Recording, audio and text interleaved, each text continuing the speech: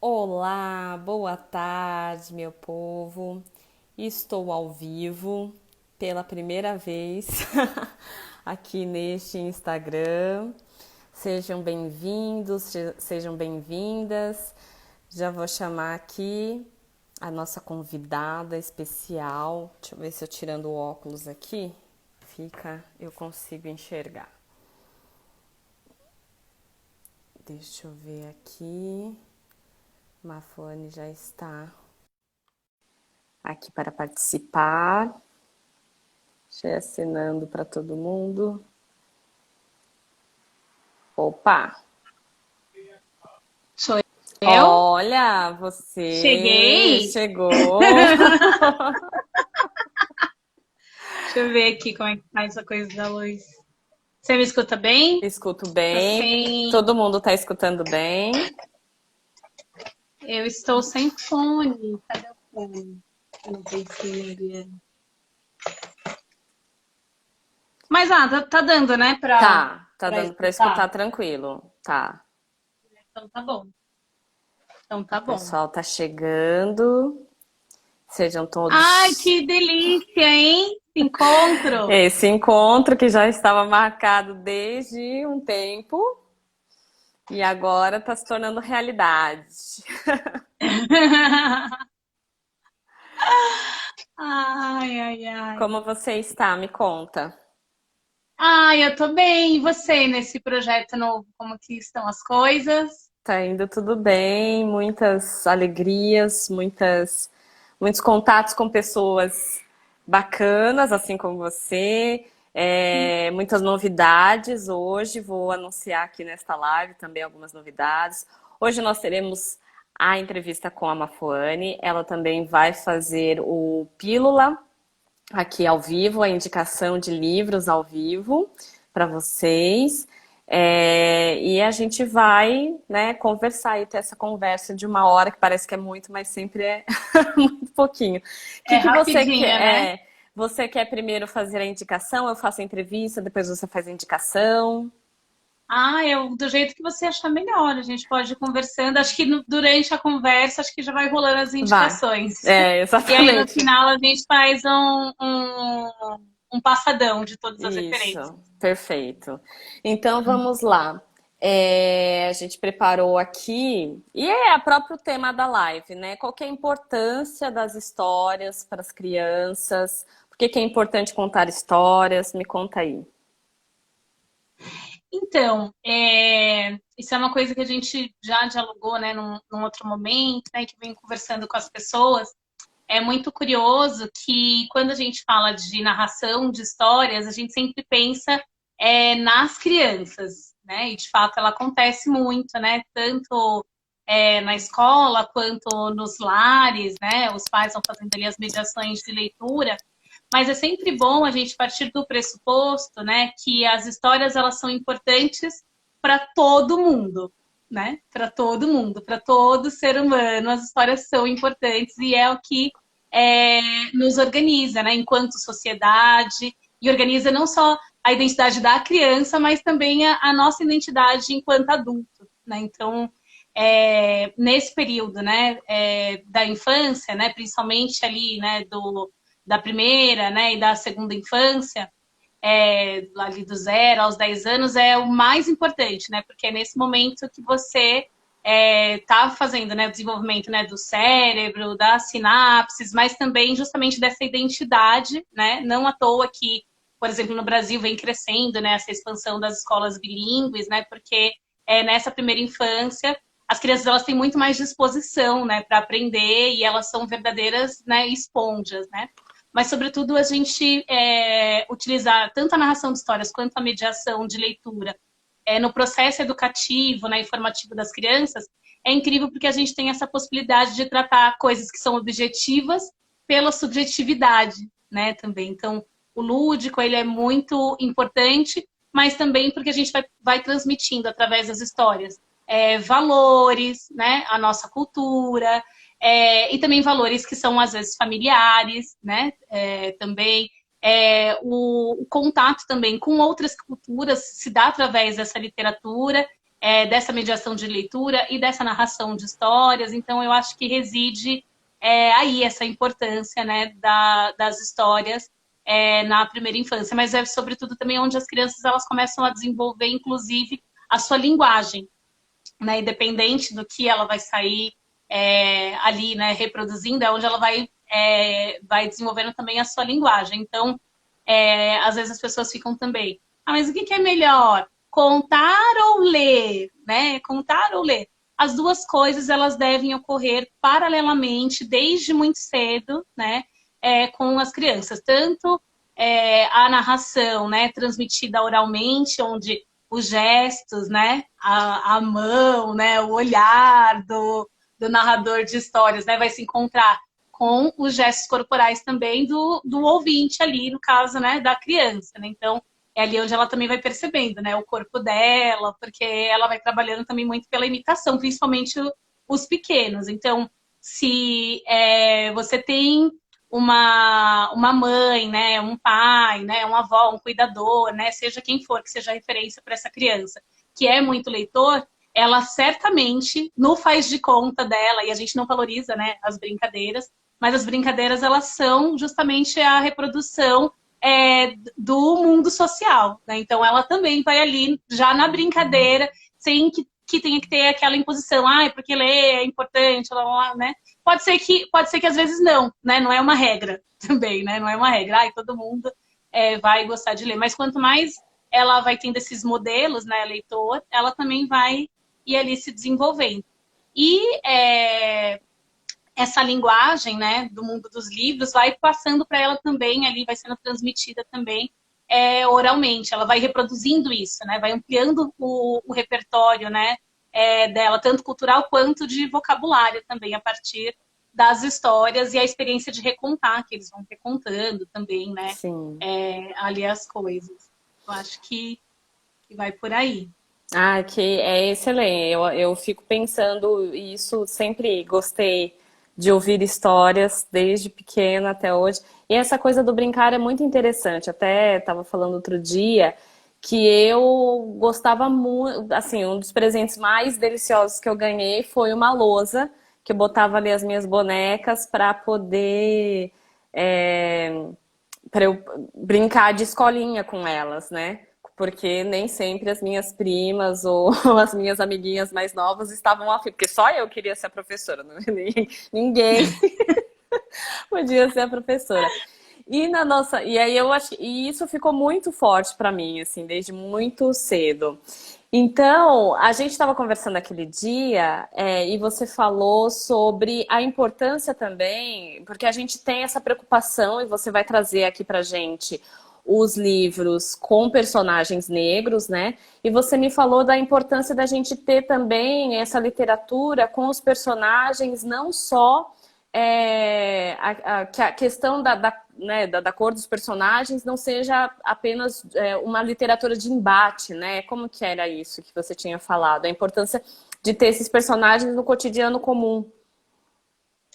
Ah, é porque quando a gente pensa também, né, em questão, principalmente neste momento, né, o seu projeto ele é anterior a isso, mas nas duas últimas semanas, né, ser antirracista virou o cerne, né, da vida de todos os seres humanos, né, não é uma questão só do Brasil, mas é algo que, né, explodiu aí mundialmente a partir daquele episódio triste, né, que a gente tem nos Estados Unidos. E quando a gente vai pensar em histórias, eu acho que é importante a gente pensar, né, em corpos narrativos e que as histórias não são somente as histórias da literatura, né? O jornal está contando histórias, os desenhos animados estão contando histórias e as nossas atitudes contam história, né, o tempo inteiro, né? Então, o que aconteceu, né, com o George não é algo, né, isolado, e aí de repente a gente começa a pensar, não, eu preciso falar de representatividade, eu preciso falar sobre o racismo.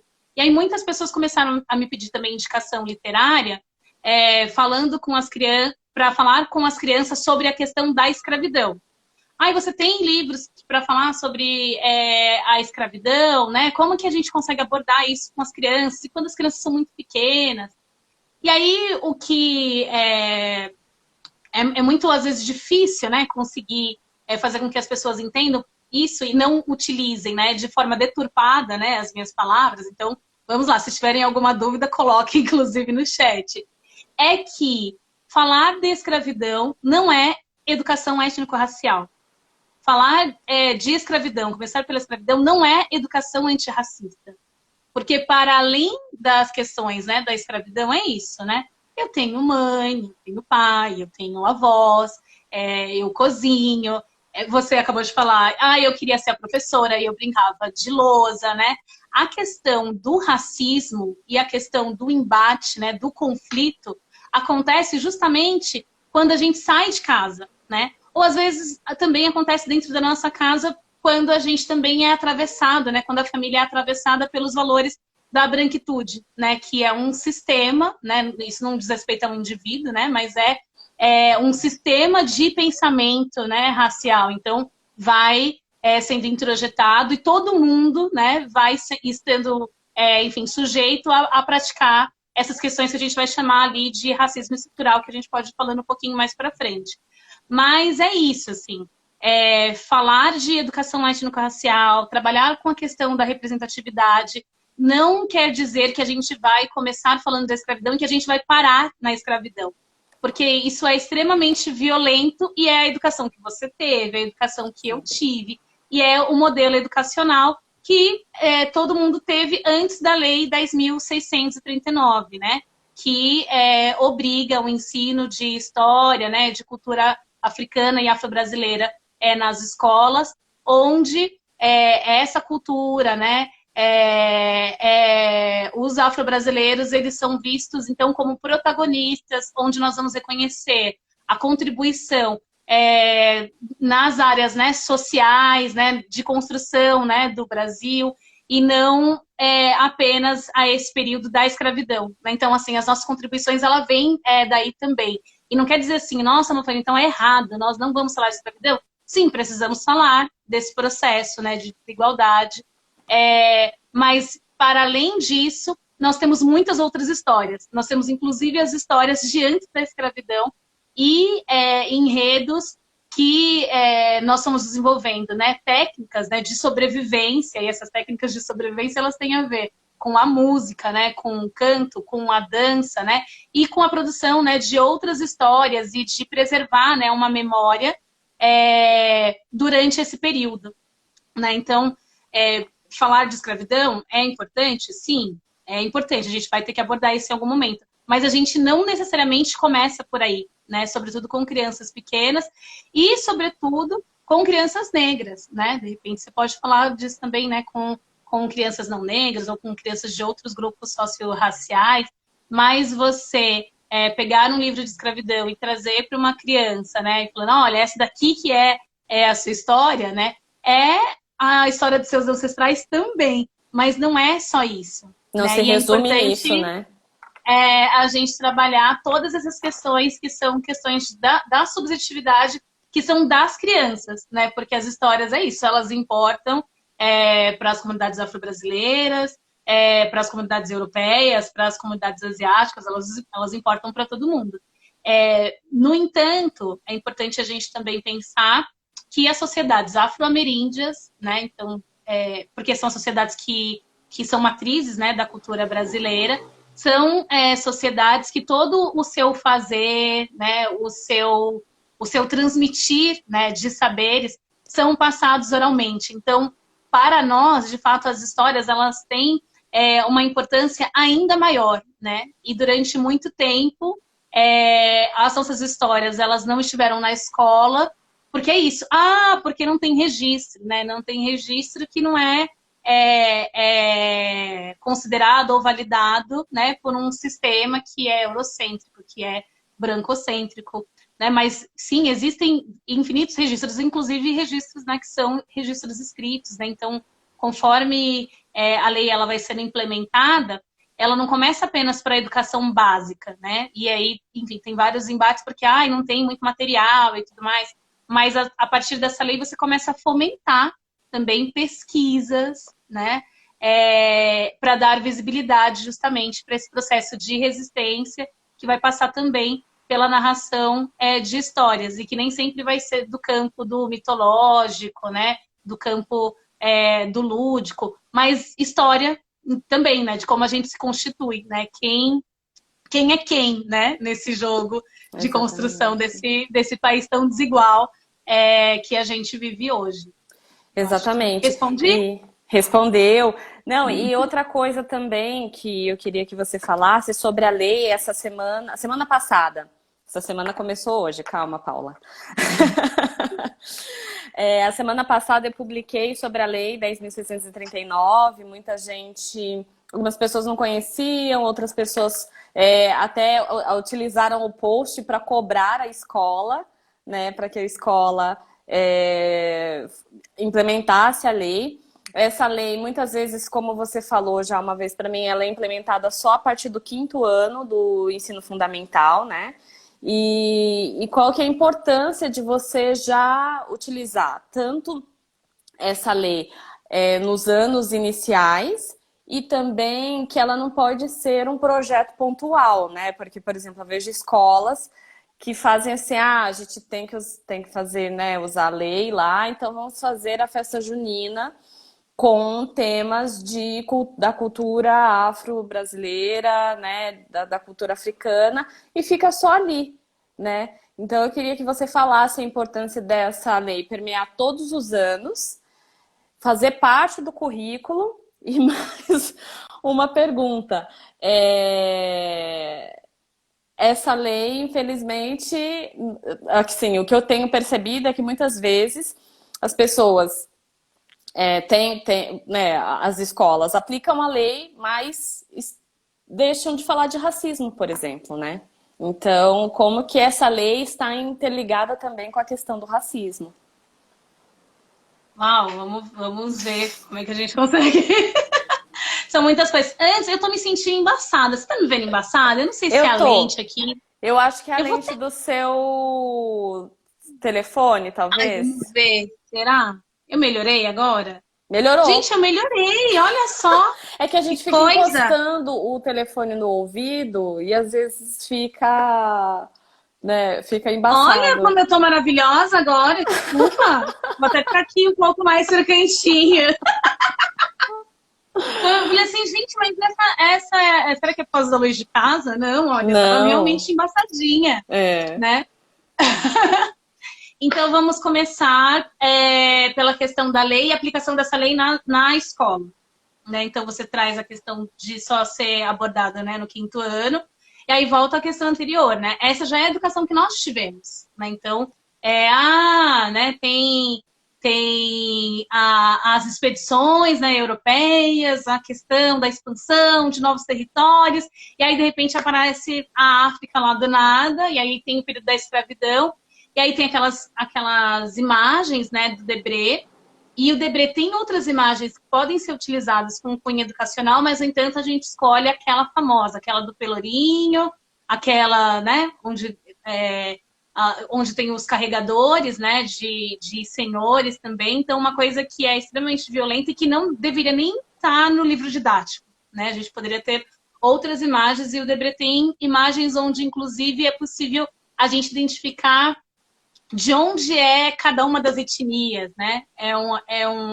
Um viajante que a gente não pode esquecer que ele tinha uma intenção, né? Então ele era contratado, né, pela coroa para mostrar esse novo mundo. Então nada ali, né? Por acaso tudo é intencional, mas tem alguns cadernos em que ele tinha umas legendas, né? Então se você olha para aquela imagem, se tem determinados tipos de pintura, ou se tem, de repente, uma bandeira vermelha, sabe? Essa pessoa aqui que ele está representando, essa cultura, é do Congo. Isso poderia ser uma coisa para a gente ensinar para as crianças, né, também.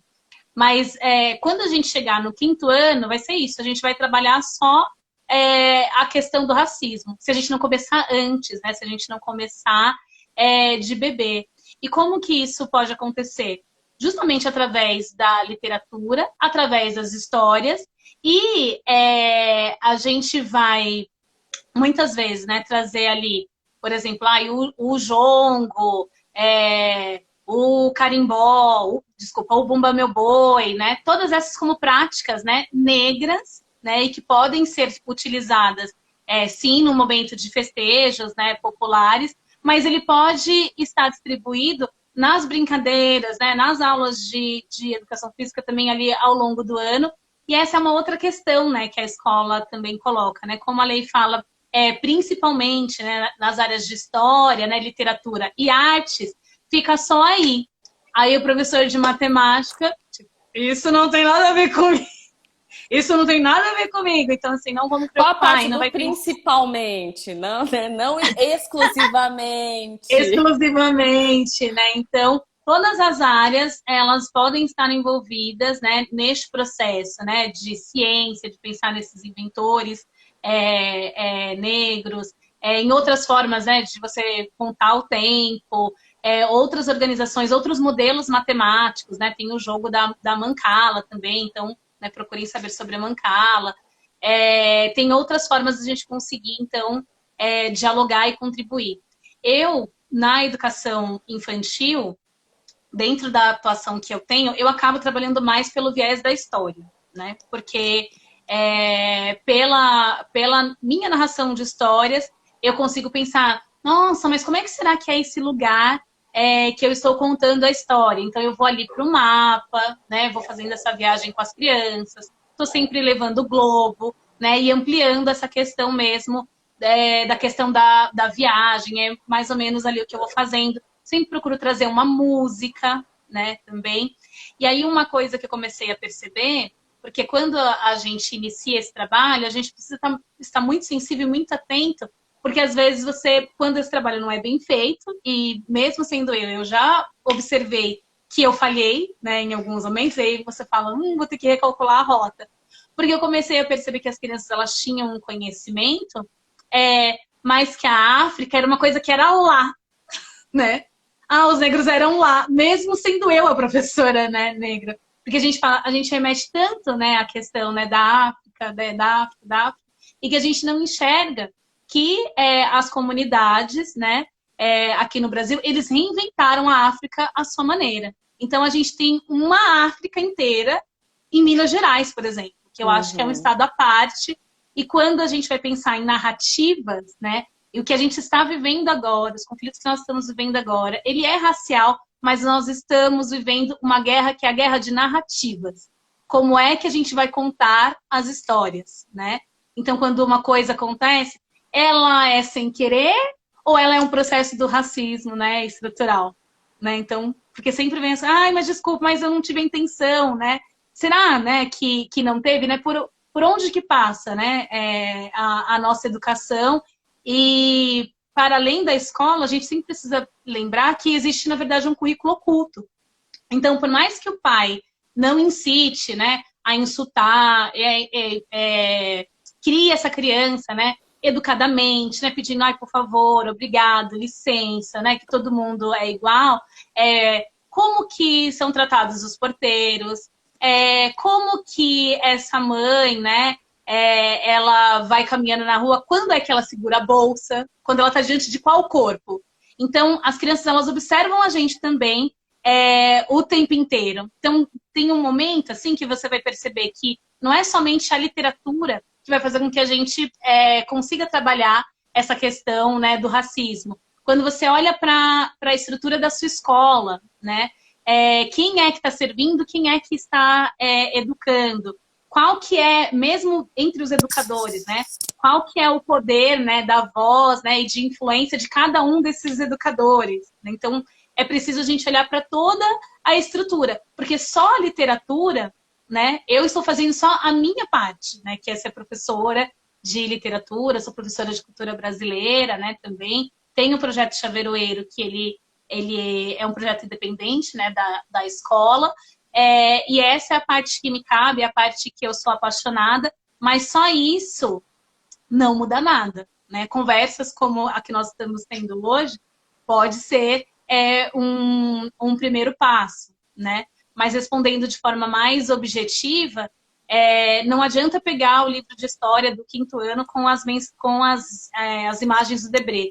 Essas culturas, elas podem estar na escola muito tempo antes. E aí a gente pensar África e as comunidades afro-brasileiras e a gente pode pensar isso na construção do nosso país, mas as coisas que estão acontecendo hoje, né? Então eu tenho lá a biblioteca da escola, que normalmente leva o nome de um autor famoso, né? Que cor que é esse autor? Tem um destaque também para os autores, né, de hoje, né? Quando eu vou fazer a escolha dos livros paradidáticos, né? A gente sempre vai ali naquilo que é o cânone, naquilo que foi, né, indicado pela fundação, né, da literatura infanto-juvenil. Então, quem são? Eu sempre bato nessa tecla, parece um papagaio. Todo vídeo que você me vê conversando com as pessoas, vai ter esses 2 minutos, gente, que é do Repeteco, que é quem faz o cânone, quem define o que é clássico, né? Quem vai fazer a premiação, quem vai falar que livro que vai ser o destaque de Paraty, quem é que vai montar o estande da Bienal, quem são essas pessoas, que cor que são essas pessoas, né? Qual o repertório? E não é assim que as pessoas fazem isso também, porque elas são muito malvadas, né? E tudo mais, mas quais são os referenciais que ela teve também que ela vai reproduzir? Então, ela teve E referenciais. referencial não só você ia falar isso, exatamente. Não só de formação, mas de vida, né? Opa! Sim. A biblioteca maravilhosa. Tem ali. Meus referenciais. Meus referenciais. Isso, temos. Referenciais temos. Temos. Mas tem referencial escolar e referencial de vida. Então, assim, passa o mundo, e é isso que eu falo também, né? Porque o que acontece quando a gente vai olhar para a literatura, a gente vai pensar, sim, é muito importante para a identidade das crianças negras.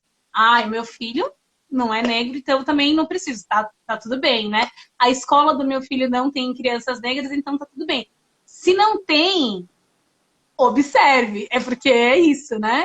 Se não tem, você está ali num processo, né, de desigualdade, num processo do racismo estrutural, e observe com a sua comunidade o que é possível fazer, né, para reverter isso, né? Então, num país onde a gente tem mais de 50% da população, ela é afrodescendente, todo lugar que você for e que você não encontrar essa representatividade, pode ter certeza que tem alguma coisa errada. E é melhor, na verdade, você refletir.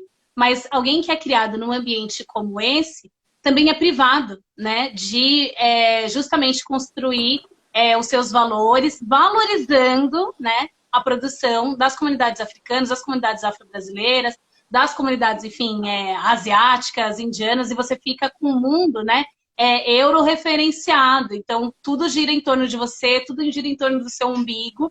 E aí, na hora que você se encontra diante do primeiro conflito, a primeira coisa que você faz é negar.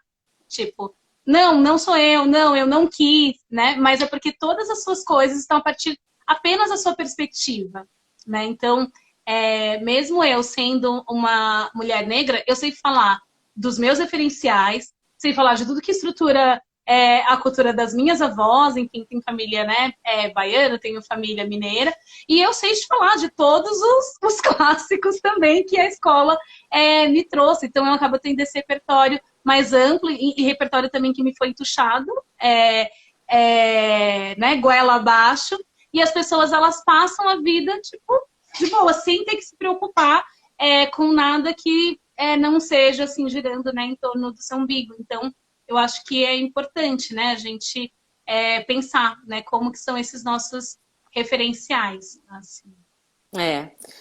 É isso. Eu acho que tudo isso tem que fazer parte, né?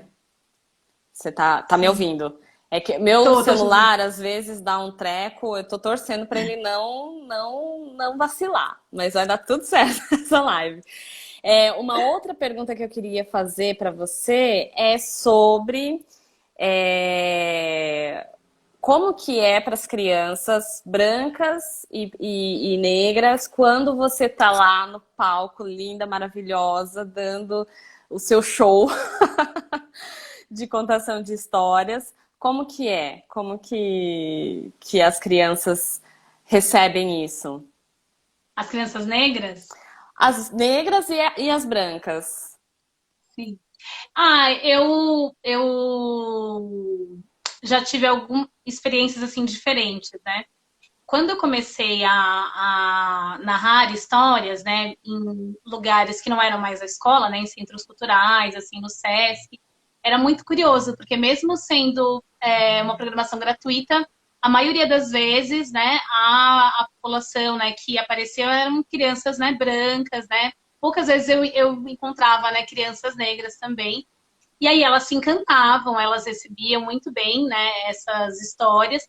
E porque eu também acredito que eu trago um repertório, mesmo antes, né, de eu viajar, eu trazia um outro repertório que muitas vezes a gente trabalha tanto nas escolas, né, como nas narrações, muito com é, um repertório que está mais ligado à cultura iorubá, né, também à cultura não necessariamente, né, de Salvador, mas a cultura baiana, né, também onde a gente percebe, né, mais forte, né, a cultura ali dos orixás. E o repertório que muitas vezes eu trazia era repertório, às vezes, do norte da África, né, as histórias depois de Moçambique, de São Tomé e Príncipe. E eu sempre trabalhei também com a questão dos contos populares do Brasil, né, então uma vez que a gente está acostumado com contos de fada, né, ou com autores que são renomados e muito celebrados, né, na escola, Eva Furnari, né, o Ricardo Azevedo, ainda, sei lá, da minha época, né, Furnari, Ricardo Azevedo, a Tatiana Belink, né, também. Então, são histórias que elas circulam mais, né, para as crianças, e eu justamente trazia outras referências e como não tinha as imagens, eu tenho essa coisa para conseguir descrever, né? Então, era uma menina, né, com essa pele escura. E aí tem o meu corpo também. Então, um encantamento muito grande, né? Um respeito, né, também muito grande. Mas eu comecei a perceber algo diferente quando apareciam crianças negras, né? Então, uma coisa que me marcou muito foi no Sesc Santa Amaro, eu estava ali, né, contando e dançando, né, com os músicos. De repente veio uma menina, ela não estava na ação de histórias, mas eu acho que é isso, né? Foi o quê? 2009. Né? Hoje nós temos muitos contadores, né, ocupando muitos espaços, mas realmente também tinha isso, não era muito comum nesse espaço, né, da narração de histórias serem pessoas negras ali ocupando aquele espaço. E aí eu acho que ela viu assim, nossa, gente, se ela tá ali, é o lugar que eu tenho que estar também. E aí ela soltou da mãe e ela foi dançar comigo e ela já não queria mais sentar, né? Então toda hora que vinha a música, ela vinha e ficava do meu lado imitando e fazendo as danças e tudo. Então é isso, né? A Uma questão da menininha negra. uma menininha negra, ela tinha uns 2 anos e meio, mais ou menos. Ela Nossa, muito praticamente não pititica. falava, ela era pititica. E aí a mãe veio conversar comigo no final, falou assim, nossa, ela normalmente, ela é alegre, gosta de música, mas ela não é assim, né, de se soltar. Ela ficou muito feliz e ela pegou e falou isso. Falou assim, a gente passa, ela vê, né, às vezes e tudo, mas ela não fica. Ela tava para fazer uns 3 anos.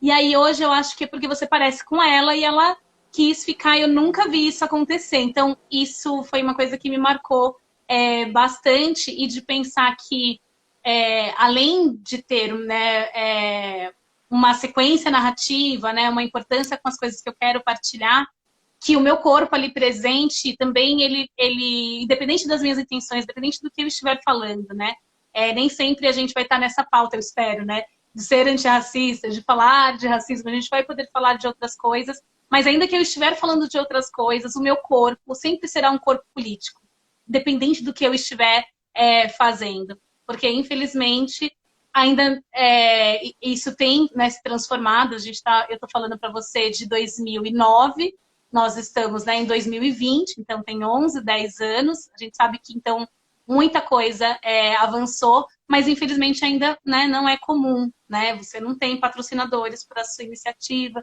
eu também não tenho patrocinadores para o meu projeto. Então é isso, assim, né, que vai acontecendo. É a gente fazendo por nós mesmos, assim. Acho que é Exatamente. isso. E aí agora eu queria entrar numa outra parte dessa entrevista, que eu quero entrevistar outra Mafuane. A outra, A outra. Me conta, quem que era a Mafuane criança? a Mafuane criança. Nossa, ela tem várias fases, né? Ela, assim, bem pitituca, eu ficava muito com a minha avó. Eu fui filha única até os 7 anos de idade, 6, 7 anos.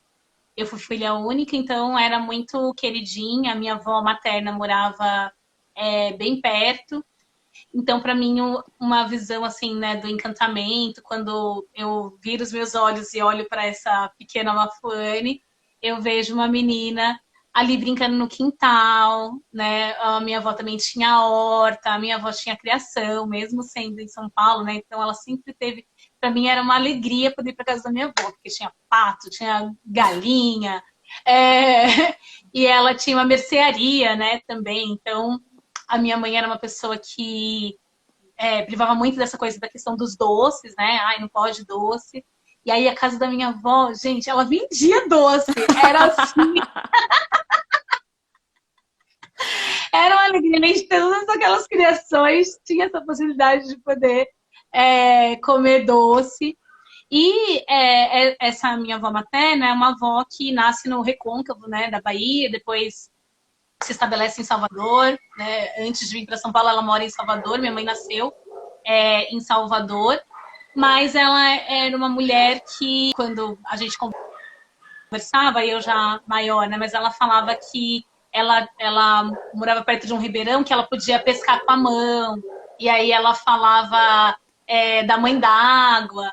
E às vezes nem sempre essas histórias eram para mim, né? A memória que eu tenho muito da pequena Mafane é eu embaixo da mesa, né, meio que no meu mundo ali imaginário, porque também não tinha irmãos, os primos eram maiores e os que eram da minha idade moravam com a minha avó, né, que era paterna, então eu não via com tanta regularidade, mas essa minha avó eu via praticamente todos os dias.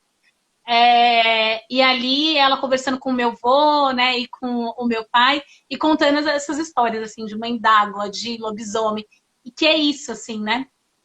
A minha avó era uma pessoa que era desse tempo das vozes do rádio, né? Então o rádio fazia muita companhia, e das pessoas estarem sempre trocando, né, histórias e causos como uma prática cotidiana, né? Então isso não, essa partilha das histórias, ela não estava mediada pelo livro ou pela televisão, né? Que foi um substituto aí também do contador de histórias, né? Isso estava ali presente, né? Nesse meu universo, e ali embaixo daquela mesa, né? Então eu fico pensando muito, lembrando muito disso, né?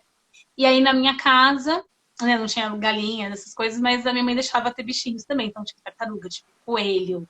É... E quando vai pensar assim, uma história, né, que era lida para você e tudo mais, eu não tenho essa memória, embora hoje seja muito apaixonada, eu não tenho essa memória de livros infantis, né? Mas a minha mãe inventando histórias, ela é aquariana como eu, então ela nunca contava a mesma história, ela ficava inventando coisas, assim. E até as cantigas do Nana Neném ela pegava e mudava para qualquer, né, outra coisa. E com o meu pai eu tenho sim a memória mais antiga assim de leitura é do meu pai, mas vem do livro que não era para criança, mas eu lembro que tinha uma mandala assim, que tinha um mapa com as estrelas. E aí eu pirava e falava para meu pai ficar me explicando, e ele ficava falando das constelações e onde nós estávamos, né? Então, isso é uma outra coisa, né? Para além da questão da leitura, a experiência, né, que você tem com a família, isso te marca muito mais do que o enredo, né? Mas essa presença, né, do meu pai ali mostrando esse livro, eu acho que era Boa Nova, eu não sei, era um livro que tinha várias coisas, mas quando ele abria ficava essa constelação. E essa é a memória mais antiga assim que eu tenho de partilhas literárias. Aí um pouco maior, os gibis, né? E aí é isso, né? Maurício de Souza e tudo. Então essa é uma coisa que eu lia muito, eu era louca, né? Por gibis. E sempre gostei também de ler, mas é isso. Eu não estava, né, na literatura que eu lia. E, por sorte, eu tenho uma família, né? Meu pai sempre foi ativista. Eu me chamo Mafuane, né? Então, é algo que eu carrego comigo já desde o nome. Então, as pessoas, mas que nome é esse? É um nome de origem africana. Então, tem essa coisa também, né? Tipo assim, eu sei de onde eu vi e não tem problema. Isso quer dizer, assim, que, ai, não teve racismo, ou que, sei lá, que não teve preconceito, às vezes por conta do nome? Certamente sim, mas é algo que ficou com o agressor, né? Porque eu sempre tive uma identidade muito fortalecida, né, também. Então, meu nome é de origem africana e sabia falar ali também o significado, e assim, problema seu que não gostou, Não que tá achando sabe. estranho. Pra mim, que não sabe, se você não sabe de nada, problema seu, né? Pra mim, super normal. Eu sou Mafuane, irmã do Hussani e do Minka Harun. Nomes no quê? Normais, não é? Normais, né? Normais. Cresci sabendo disso desde de, né, Cresci piquitita. sabendo, cresci sabendo disso. E eu sempre. E aí, falam assim, como é que fala, né? Não sei o quê, da escravidão, né? Eu não descobri isso na escola, né? Então, meu pai falava que eu tinha esse nome porque era para homenagear, né, os nossos ancestrais e as pessoas que eram proibidas de ter o seu nome. A primeira coisa que eu aprendi a falar e a explicar foi Qual é isso, seu né? nome? Então, desde pequenininha eu tô falando disso, assim, eu já tô sabendo que as pessoas não podiam ter os seus nomes e tinham as suas culturas negadas e que eu era a porta-voz, né, viva, meio que dessa cultura, assim. Então, Dessa essa liberdade, né? De poder ser quem né, quiser ser. Que ótimo. A Mafuane é filha de um dos fundadores do MNU, né? Movimento Negro Unificado. Então, poderosíssima aí desde criança com essa referência. E aí eu queria que você me dissesse se você tem lembrança do primeiro episódio de racismo, onde que foi, então, quando você dentro se tomou dessa. conta que era racismo, né? Eu acho que assim, da escola, mas não é algo que assim, que acabou, né, comigo, que tem certos episódios que acaba, né, com a vida ali da criança. Mas eu lembro, acho que a Copa de 94, teve Copa em 94, gente? Teve, né? Teve, Mas tinha o sim. Amaral, o jogador Amaral. E Uhum. aí as crianças começaram na escola, os meninos, né, principalmente, lá, ela é o Amaral, e lá, né, e assim, eu ficava muito nervosa, né, com isso. Muito triste. E como não, eu estudei do primeiro ao oitavo ano em escola particular, era uma coisa, acho que era mais fácil ali de conseguir abafar. Então, né, meu pai foi, conversou, e aí isso não ficou muito tempo, mas durante a Copa aconteceu isso. Mas, assim, ônibus, né, também. Né, eu estudava um pouco mais longe, né, de casa, e aí quando eu já estava no quinto ano, meu pai já não me levava mais, eu tinha que ir sozinha. Então, o motorista, ele sempre me deixava aquela música da Bia Ferreira, eu não gosto nem de cantar, porque aquela ali era eu, né? Assim, né? Que o motorista, né, não dá carona, e mesmo quando você paga, ele fazia questão de me deixar um ponto depois, ou às vezes 2 pontos depois mesmo, eu dando sinal. Se tivesse só eu para descer, essa era a minha angústia, assim. E era sempre, não era igual hoje, assim, né? Que vai trocando. O motorista era sempre do mesmo horário, né? E aí ele me deixava depois. E aí eles ficavam falando assim, agora a neguinha a neguinha vai ter sebo nas canelas, né? E tudo mais. Então, Eu tenho uma eu história acho assim que também, acho que são que é a hora que você tá no mundo que você tá sozinha, né? Porque quando você tá com os pais, com a sua ou família. mesmo a escola, assim, um espaço extremamente violento, tem alguém ali que te ajuda, né, a mediar. Fora esses xingamentos, né, que É. você... mas esses daí, tipo, né, tô nem aí. Né? Mas essa coisa que é recorrente, né, assim, essa coisa do ônibus, nossa. Primeira vez que eu vi aquela música da Bia Ferreira, assim, eu chorava. É, porque é pesado. São pequenos detalhes, né? Porque as pessoas têm a ideia que a gente sofre racismo só quando aquele agressor que a gente tem em mente, quem é aquele agressor, fala alguma coisa grosseira, né? Ofende Sim. verbalmente. Mas os processos racistas, eles estão em todos os dias. Nós estamos quase para terminar. Você Já, acredita? nossa, não. Então faça as indicações maravilhosas que você tem para fazer. Tá. Tô vendo, eu não tô lendo as perguntas. Você tá Tá. lendo? Porque elas vão Tem uma sumir, né? pergunta só, e aí eu vou deixar. Vamos ver se a gente consegue responder, mas eu acho que a gente consegue. Faça primeiro aí suas Tá indicações. bom. Então, eu não vou falar da história inteira, mas eu quero começar por esse daqui, dá pra ver? Vem mais pra cá, ó, né? Uhum. Do herói. Quando a gente vai pensar nessa questão, né, que a gente estava conversando, ai, do cânone, né? E aí, e quem é que faz as indicações? Nós não estamos nessa literatura, então o que que a comunidade faz, né? A comunidade vai lançando as suas produções independentes, né? Então, esse daqui é da editora Afrodynamic, se você quiser pôr alguém colocar no comentário. Eu não sei se a Areta, né, está aí, ela é autora junto com o Regis, né? E Você a me Areta, mandou ela é aqui, eu muito vou colocar. especial para mim, que ela é uma dessas mães, né, que começam a chegar com crianças negras nas minhas apresentações, né? E a gente teve um encontro no começo desse ano que ela falou que ali ela já estava buscando, né, referências depois que ela foi mãe. Essa editora ela é mais antiga, ela existe desde 2006.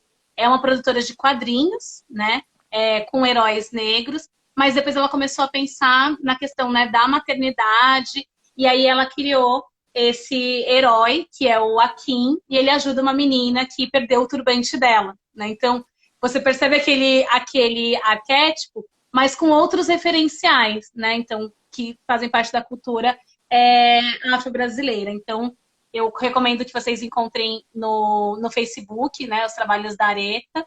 E ela é uma mãe muito preocupada, né, com essa questão da representatividade. E ela tem uma menina, e tem um menino, e tem outros títulos também. Mas esse daqui foi primeiro, né, escrito aqui por ela. Pensando ainda na questão das produções, né, independentes e como que as histórias importam e quais histórias, né, que importam, tem uma editora que chama Aziza, né? Ela teve seu primeiro lançamento no ano passado.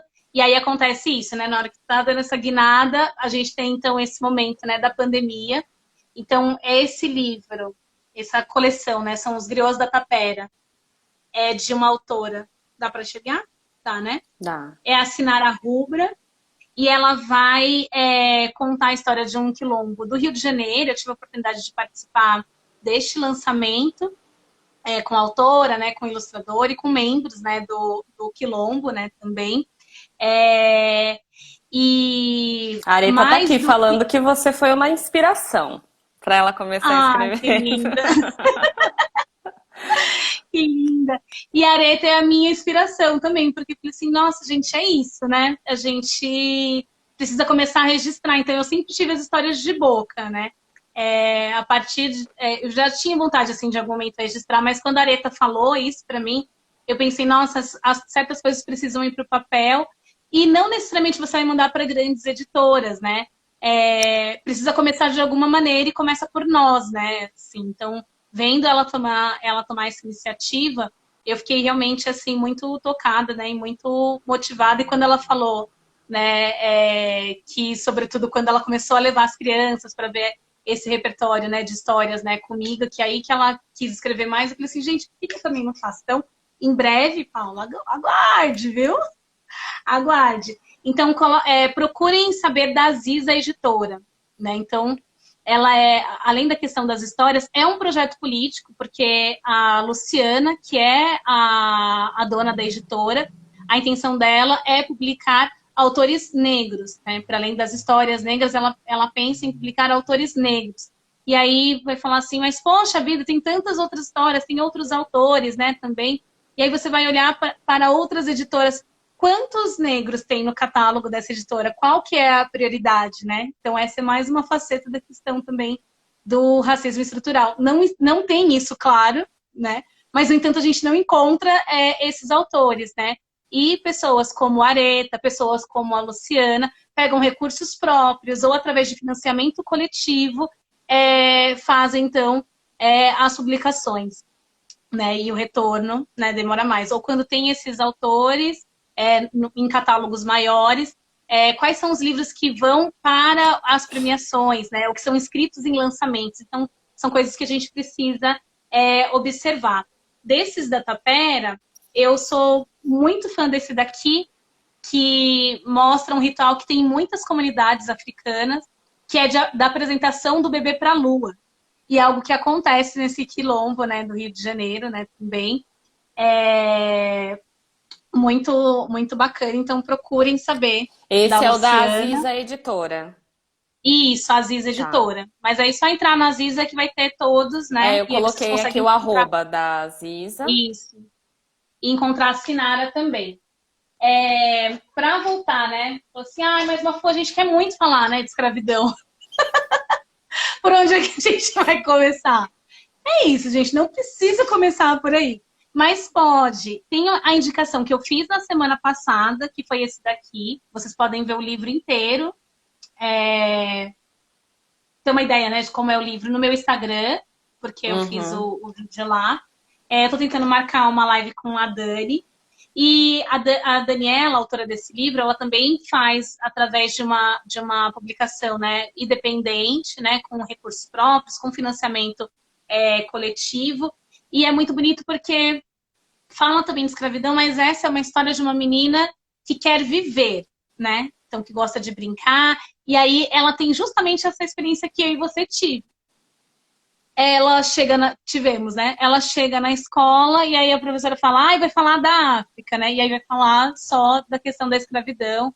E aí ela, né, começa a chorar e aí vai explicar aqui um pouquinho. Esse é bacana para crianças, né? Para crianças menores. E O ele tem título uma coisa, deste é? O Reino Perdido de Odara. Sim.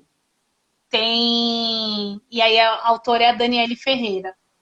A editora é a Luvinha, mas entra lá no meu Instagram que tem o perfil da Dani também. Aí pode procurar.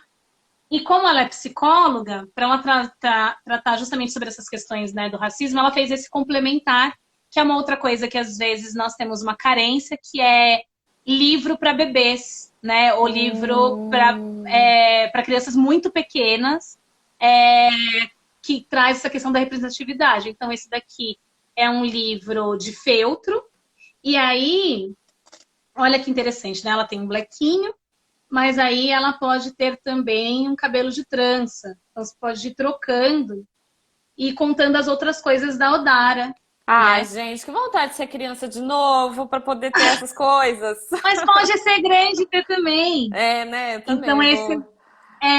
esse é bem, bem bacana. Eu acho que pode ser um lugar, né, para falar, para abordar, né, a escravidão, né, com as crianças. E tem esse daqui que eu recomendaria para crianças mais velhas, né? Então, para além do que vai ter O das no crianças pequenas, como é que chama? É o mesmo nome, não? não, é um kit. Você compra Ah, vem esse, junto. você pode comprar só Ah, esse, ou você pode comprar o kit Odara, que vem os dois. entendi. Vem esse daqui. E Ai, que aí legal. a família pode ir explicando, enfim, o que quiser e a parte que tiver adequada ali para a idade da criança. E aí o outro que vai trazer o tema da escravidão com muitos detalhes, na verdade, do navio negreiro, e vai trazer essa experiência que é da diáspora, né? Então, porque a gente pensa, Brasil, mas esse daqui foi feito por uma escritora cubana, e aí, para a gente pensar nas editoras, né? Então, tem a Afrodynamic, tem a Ziza, né? Que são editoras, né? Independentes, mas tem a Palas, né? Que ela é especializada também, né? Em publicações relacionadas à cultura negra, afro-brasileira, e faz também traduções, né? Uma editora de maior porte, né? Que é da Teresa Gardenas. E ela é uma Uhum. cubana, já foi premiada. E esse livro, ele é lindo, apesar de tratar de algo muito triste, porque vai falar justamente do navio negreiro, e aí tem uma criança que está lá dentro, e essa criança começa a cantar para Iemanjá, pedindo ajuda, para que liberte eles ali. E aí eu não vou estragar o final, o final do filme, o final do livro. O É final do Mãe livro Sereia. Mãe Sereia, mas a sereia ajuda, só que vem trazendo os detalhes, assim, como que os escravizados viam, né, esses escravizadores, essas pessoas que estavam raptando eles, então vai mostrando esses sentimentos e a atrocidade do que é esse momento, né? Então Uhum. é super forte, mas é algo que dá para ler. para uma criança de 9, né, 8 anos, né? É para crianças maiores esse daqui. Mas Entendi. é para o Fundamental 1, trabalhar com Fundamental 1. E a Vanina, essa ilustradora, ela é muito bacana, porque apesar de ter essa coisa, né, triste, os tons, né, melancólicos e tudo, ele se dá Uhum. também pelo azul e pela intensidade do azul do mar, né? Então tem cores vibrantes, né? Ai, que legal. Eu vou pedir, gente, para ela tirar foto. Eu vou publicar aqui um post com todas as indicações dos livros, né? Você também vai fazer isso lá, no seu? Vou fazer. Eu Tá. tenho feito, então esse do Reino Perdido da Odara é o da semana passada. Eu tenho Uhum. feito todas as segundas-feiras o que eu chamo de pílulas antirracistas, é um contraponto para as pílulas falantes de besteira, né? Daquele autor também, né? Que é clássico. Aquele autor lá, se vocês sabem, eu não vou nem falar, né? O nome dele. Mas ele tem, né, umas pílulas que fazem com que as pessoas queiram falar o que elas querem, na hora que elas querem, do jeito que elas querem, e depois elas fazem, mas é brincadeira. A gente aprendeu isso também, né, desde Uhum. criança. Então eu tenho essas pílulas antirracistas e pílulas mais humanistas, e tem alguns livros que inclusive eu indiquei, que são de autores não negros, né, isso é uma questão de ética, de se preocupar realmente com o outro, né? Então mesmo autores estrangeiros, né, autores Uhum. europeus que têm ótimas publicações sobre isso. Então, continuar perpetuando as mesmas narrativas, né? E fortalecendo os mesmos estereótipos é uma escolha, né? E não está cabendo para este Exatamente. momento. Deixa eu Quem falar seria rapidinho, pensa? falta um minuto para Ah, acabar a nossa live. Gente, tinha um muito monte de coisa obrigada pra por falar. todos vocês que estão aqui. Sigam lá o Chaveiroeiro. Quem não segue aqui o Ser Antirracista, siga também. Esta semana eu vou lançar aqui uma série de vídeos. Com cada série vão ter 5 episódios. Que vai ser o Ser Antirracista, a série Ser Antirracista, a série Ser Criança Antirracista e a série Ser Criança Negra. Então são 3 séries, cada uma tem 5 vídeos que vocês vão poder se inscrever para poder assistir. Cada dia vai ser liberado um vídeo. As séries vão começar dia 1º de julho. E a partir do dia 24, na quarta-feira, eu vou publicar já aqui os dados para vocês poderem se inscrever. E vai ser muito bacana. Eu quero que todo mundo participe. E eu agradeço demais assim a presença de Mafone aqui. Teve a pergunta do pai, Pedro Pai, alguma coisa assim. Que depois, o mundo do pai. Depois me manda no direct, que não deu tempo da gente responder, mas me manda lá que daí eu respondo com toda atenção e carinho, e todo mundo sabe, né? Mandou lá, eu respondo sim. E é isso. Você quer falar suas palavras finais? Eu quero agradecer todo mundo que esteve com a gente. Vamos continuar trocando, né? Todas as segundas-feiras com as pílulas antirracistas. E também com postagens de outras indicações literárias, né, festas relacionadas à cultura popular. Estamos nesse período, né, de festejos juninos. Vou publicar também algumas coisas sobre memórias juninas. E é isso, assim, gratidão sempre por todos que trabalham com as palavras, pelas palavras e para que elas permaneçam sempre vivas. E uma indicação para os pais, a última. Leiam esse daqui, pessoal, ó. Defeito de cor, para entender, né, a história do Brasil, entender toda a diáspora africana. Esse é o melhor livro que nós podemos ler. Embora seja uma ficção, é uma pesquisa, né, real, traz muitas coisas que dizem respeito à nossa realidade e ao Atlântico Negro. Não é somente nós que somos influenciados pela África, né, mas nós também influenciamos a África, e a gente pode descobrir tudo aqui. Não se assuste, né, com o número de páginas. Li em uma semana. Vai lá no primeiro capítulo e que vai ser gostosinho. Esse daqui eu falo que é a Então, Bíblia lição de afro-brasileira. casa para antirracistas é um defeito de cor. Um defeito de cor, tá bom? Isso. E assim a gente finaliza essa live.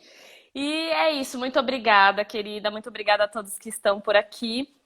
Um grande beijo. Mais tarde tem outra live. Essa semana é toda de lives.